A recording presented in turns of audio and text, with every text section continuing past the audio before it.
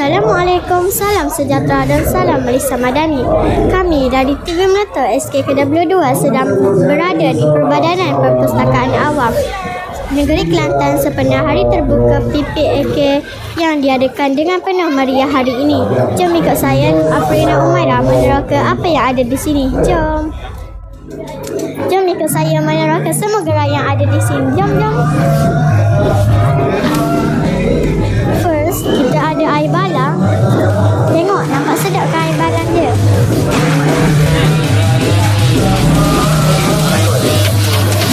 Jom kita tengok gerai yang lain.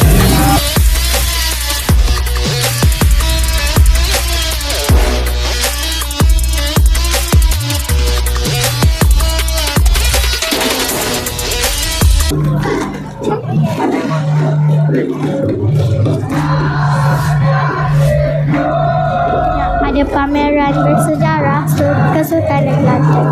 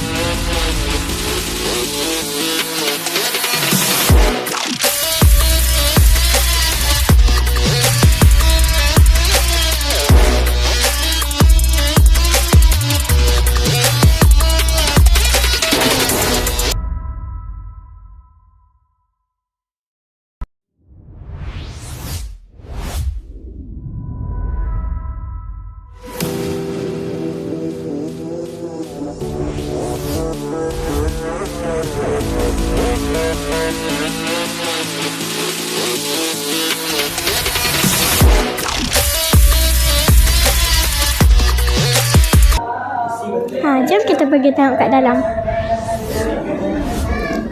Kat sini ada kaunter dia. Wow guys, ada super duper.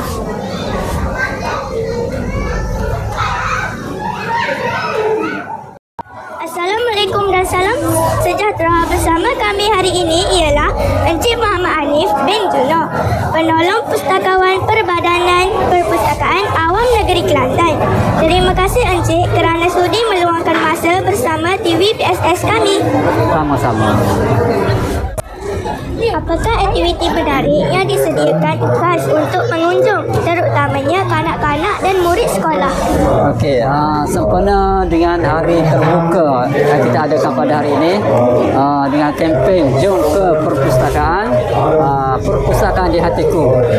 Jadi kita menyediakan pelbagai acara dan program yang menarik untuk para pelajar dan juga pengunjung-pengunjung yang datang sempena hari terbuka ni. Antara program aktiviti-aktiviti yang menarik untuk pelajar adalah seperti kita ada Super Duper, kita ada Petty Zoo, kita ada pameran-pameran agensi, kita ada pameran juga daripada perpustakaan bergerak, jualan buku, SMO, klinik gigi bergerak dan pelbagai lagi lah. Kalau yang kita tengok dalam acara kita tu, pelbagai acara yang menarik kita sediakan. Terima kasih diucapkan kepada Encik Muhammad Hanif bin Juno atas perkongsian yang sangat bermanfaat. Semoga usaha murni Perbadanan Perpustakaan Awam Negeri Kelantan ini dapat melahirkan masyarakat yang berilmu dan cintakan membaca. Sama-sama.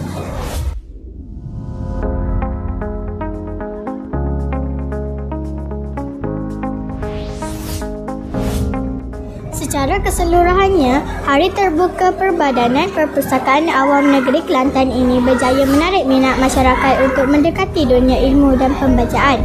Kami berharap program seperti ini dapat diteruskan pada masa akan datang bagi melahirkan generasi yang berilmu dan cintakan membaca.